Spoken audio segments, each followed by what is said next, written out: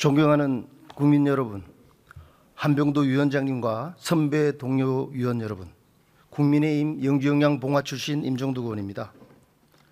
이번 제2차 추경을 통해 국가 채무액은 1,300조 원에 육박하게 되었습니다. PPT에서 보듯이 윤석열 정부에서 주춤하던 증가세가 한층 더 가팔라지는 추세입니다. 하루에 550억 원, 연간 20조 원이 넘는 돈이 이자 지급을 위해 사라져야 합니다. 국가 재정 상황이 이러한데도 이재명 정부는 세금 10조 원과 20조 원의 국가 빚을 내 전 국민에게 소비 쿠폰을 지급하겠다고 합니다. 집안의 가장이 일을 해서 돈을 벌어올 생각은 안 하고 빚을 내어 잔치를 벌이겠다고 하면 그 빚은 누가 책임져야 하는 것입니까? 바로 우리 자식 세대입니다. 이재명 정부의 추경 예산안 대부분은 우리 자식들의 인생을 팔아 당장의 인기를 얻겠다는 것으로밖에 보이지 않습니다. 우리는 똑똑히 기억하고 있습니다. 문재인 정부 당시 전 국민을 대상으로 20조 원 규모의 코로나 재난지원금을 지원했지만 소비 증대 효과는 0.26%에서 0.36배 정도였습니다. 소비 진작세는 겨우 2주에 그쳤습니다. 그래서 이번 추경안이 제대로 계획되었는지 꼼꼼히 따져봐야 합니다. 우리는 미래 세대에게 빚을 떠넘길 권리가 없습니다. 당장의 인기를 위해 미래 세대에게 부담을 지는 행위를 즉각 중단하고 진짜 민생을 위해 책임지는 모습을 보여주기를 바라면서 질의를 시작하겠습니다. 통일부 차관님 나오셨나요? 네, 기조실장 나와 있습니다. 예. 슬라이드 올려주시기 바랍니다. 어제도 일부 질문이 나왔었는데 한 언론에서 평산 우라늄 공장 핵폐수 방류 의혹을 제기했죠. 이 관련돼서 알고 계십니까? 알고 계시냐고? 예, 알고 있습니다.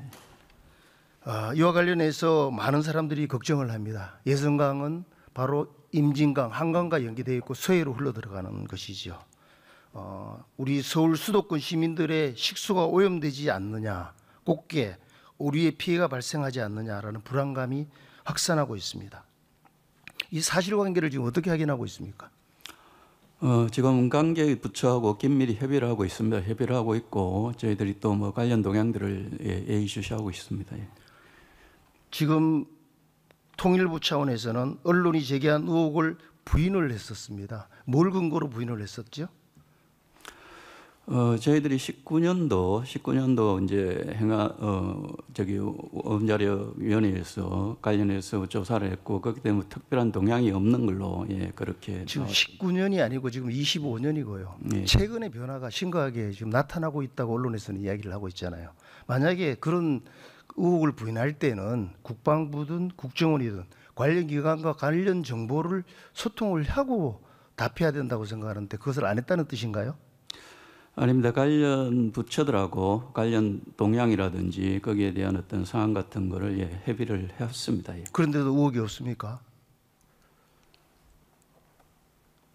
자, PPT를 띄워주시기 바랍니다. 작년 10월 해당 공장 침전지에서 폐수를 방류하는 위성사진을 올렸습니다. 지금 한번 보세요. 얼마나 심각하게 지금 벌어지고 있는지를. 이렇게 심각한 상황이 벌어지고 있습니다. 그리고 IAEA도 이 위험성을 인지를 하고 들어가서 조사를 하려고 그러는데 북한이 동의를 안 해서 들어가지를 못하고 있습니다. 그런데 지금 우리 통일부에서 말씀하시는 걸 봐서 너무 무관심하고 무책임한 지금 답을 하고 있다고 생각하는데 어떻게 생각하십니까?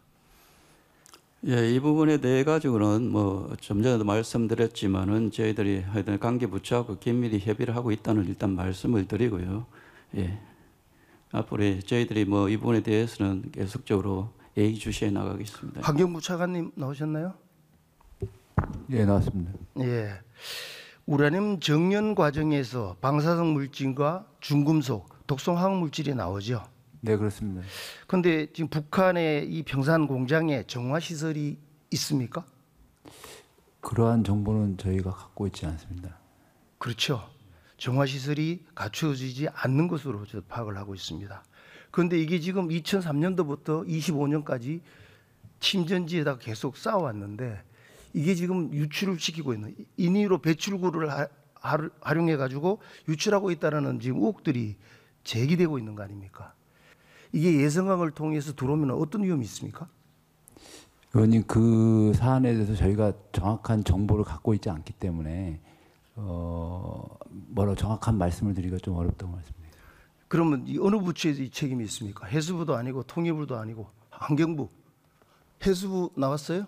어제 답변하는 거 보니까 해수부도 지금 전혀 관여하지 않는 것 같은데요.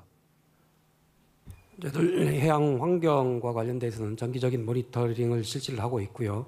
현재까지는 특이 사항은 없는 것으로 파악이 되고 있습니다. 지금 결론적으로 각 부처에서 얘기하는 걸 봤을 때는 지금 이와 관련돼서 정부 차원에서 움직임이 전혀 일어나지 않고 있다라고 볼 수밖에 없는 겁니다. 그런데 제가 놀라운 것은 지난 23년 5월 후쿠시마 오염수 방류와 관련해서 민주당이 보여왔던 행태하고 비교해 봤을 때 너무 차이가 난다는 겁니다. 범국민 100만 서명 운동을 하면서 장애 집회를 이끌었고요. 당시 이재명 현 대통령은 인천의 규탄 집회에서 오염수 말고 핵폐수라고 부르겠다. 오염수를 우물에 독극물을 퍼 넣는 것과 같다. 이렇게 지금 이야기를 했어요.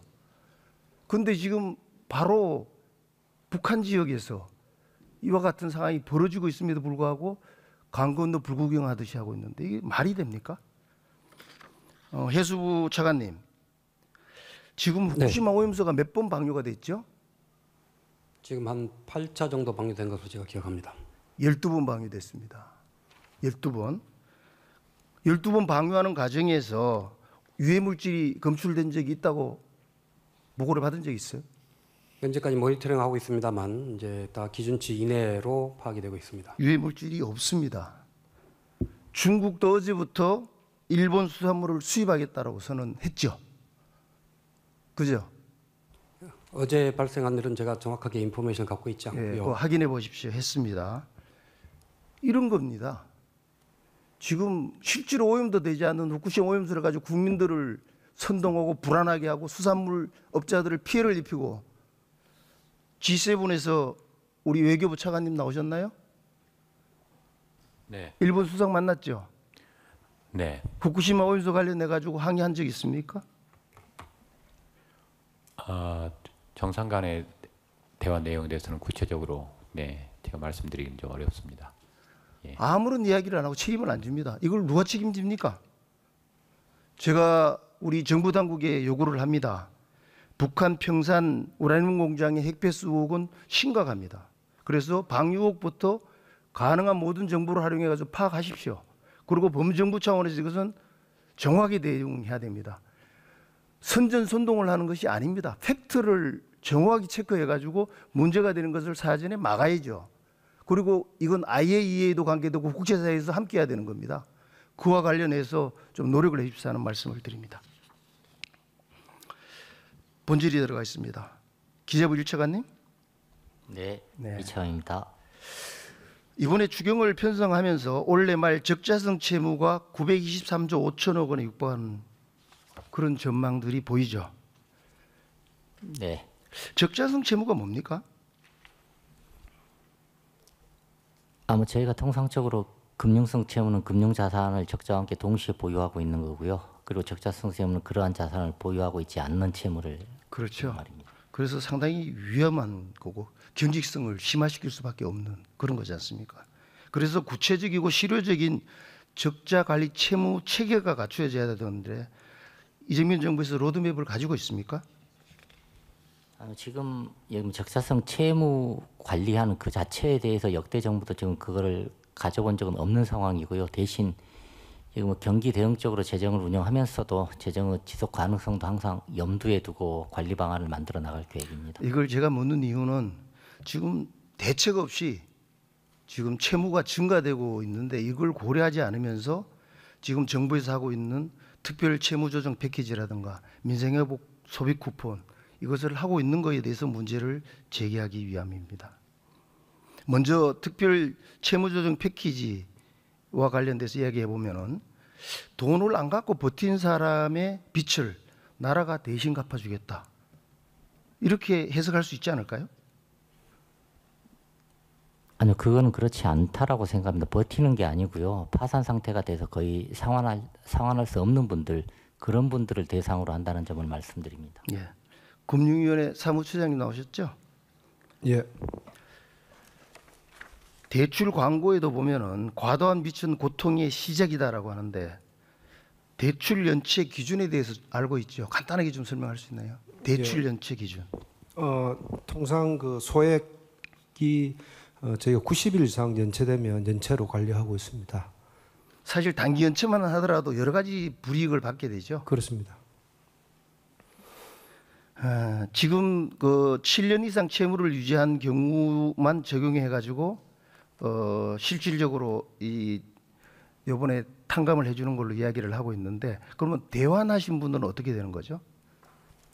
빚이 남아 있지만은 만기가 더 오래되어 다른 상품으로 대환을 했는 경우. 예, 그분들은 연체 상태에 있지 않기 때문에 대상에는 되지 않습니다. 다만 성실하게 상환하신 분들은 저희가 정부나 또는 금융권이 이자를 감면한다든지 만기를 연장하거나 이런 정책적 지원을 하고 있다 이렇게 말씀드리겠습니다. 그래서 이번 제도와 관련돼 가지고 사각지대가 많이 발생하고 있다는 불만들이 상당히 많이 있습니다. 채무조정 패키지는 성실 채무자에 대한 역차별을 넘어 게임의 룰을 바꿔버렸다. 빚을 안 갚아도 된다라는 생각이 일반화되고 있다라고 했습니다. PPT를 한번 봐주시기 바랍니다. 저기 빨간 줄 쳐놓은 걸 한번 읽어보세요. 얼마나 심각하게 지금 우리 국민들이 반응하고 있는지를. 온라인 커뮤니티에서도 이런 의견들이 쓰나미처럼 나오고 있습니다. 이거 어떻게 생각하십니까? 예, 성실하게 어려운 과정에서 빚을 상환하신 분들의 저런 주장에 대해서는 저희도 충분히 공감을 하고 있습니다. 다만 이번에 정부가 하고자 하는 것은 이도 저도 안 되게 도덕적 빚을 갚을 수 없는 그런 극한 상황에 계신 분들만 선별해서 그것도 재산 능력을 심사를 해서 하겠다는 거고 그분들은 7년간 충분한 주심의 고통, 경제 생활을 못하는 고통을 겪었다 이래 보고 있습니다. 정부에서 상환 능력을 판단한 기준에도 좀 의구심이 들어갑니다. 1인 가구 중위소득 60% 이하에 해당하는 사람을 지금 대상으로 하고 있는데 네. 이 사람들의 월 소득이 뭐 얼마 정도 된다고 보십니까? 중위소득 2인 가구가 한 280만 원 정도 되고요. 저희가 중위소득의 60%를 가져온 거는 법원에서 파산할 때 최소한의 인간적인 생활을 할 수 있는 생계비를 뺀 겁니다. 제가 계산해 보니까 한 143만 원 정도 돼요. 예, 1인 가구 그밖에 안 돼. 1인 가구로 예, 했을 때 이거는 사실은 최저임금으로 계산하더라도 파트타임 알바만 해도 벌 수 있는 돈입니다. 그렇지 않아요? 그러면은 이 정책의 수요 대상은 빚을 갚기 위해서 일할 의지가 없는 사람을 위해서 하는 겁니까? 그렇지 않습니다. 만약에 이 빚을 탕감해서 경제 활동으로 복귀시키겠다는 그런 생각을 가지고 있습니다. 그러면은 진짜 성실하게 일해가지고 본업에다가 파트타임까지 하면서 빚을 갖고 있는 사람들은 제외되는 부분 속에서 이 부분의 불평등과 상대적인 박탈을 어떻게 해소하겠습니까? 예, 그 부분에 대해서는 저희도 공감을 하고 있는데 그런 이유만으로서 이렇게 우리 사회에서 어려운 처지에 있는 분들을 그냥 두고 볼 수가 없기 때문에 최소한의 어떤 그런 기준을 가지고 저희가 그런 도덕적 해이나 성실 상환자와의 형평성 문제를 최소화시키기 위해서 최대한 노력을 할 생각입니다. 알겠습니다. 지금 시간이 됐기 때문에 나중에 보충 질의를 하고 마무리를 좀 짓겠습니다. 존경하는 국민 여러분, 개인이 자금이 부족하면 융자를 받듯이 국가도 재정 상황이 어려우면 빚을 낼 수 있습니다. 그러나 그 빚은 미래 성장 동력을 확보하기 위한 투자 비용이어야 하지 선심성 현금 살포가 되어서는 안 됩니다. 2차 추경에 포함된 특별 채무조정 패키지와 민생회복 소비 쿠폰을 위한 증액안을 대폭 삭감해 주십시오. 이를 통해 삭감한 금액은 장병 복지와 초급 간부 사기 진작, 산불 피해 주민들이 하루빨리 일상에 복귀하는 데 지원할 수 있도록 해 주십시오. 추경안 집행 과정에서는 형평성 문제와 도덕적 해이, 우려를 심각하게 받아들여 선별 기준을 엄격히 정립하고 꼼꼼하게 확인하십시오. 진짜 민생을 위해 이재명 정부와 민주당의 책임 있는 모습을 강력히 요구합니다. 감사합니다.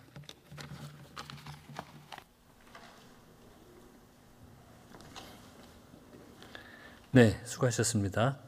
다음은 존경하는 충남 천안을 이재간 위원님 질의해 주시기 바랍니다.